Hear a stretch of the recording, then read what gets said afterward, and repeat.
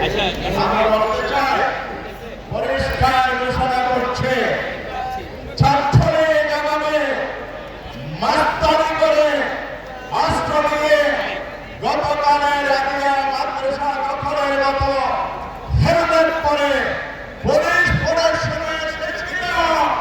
কোন শিক্ষাঙ্গনে তারা যেমন টিকতে পারে না, ছাত্রদলের অভিনয় নষ্ট হবে, কোথাও তাদের ঠাই হবে না ইনশাআল্লাহ। স্বরাষ্ট্রমন্ত্রীকে বলতে চাই, সুন্দর কথা বলেছেন, পুলিশ কোন গোষ্ঠীবাদ দলের লাঠিয়ার বাহিনী নয়।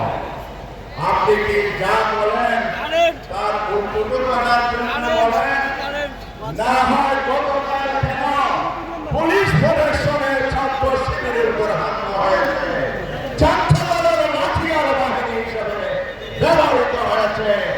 সত্যি যদি একথা মিল করেন, এদেরকে আপনি গ্রেফতার করে শিক্ষার্থীদের শান্তিতে চলতে দেন। শেষ কথা বলতে চাই।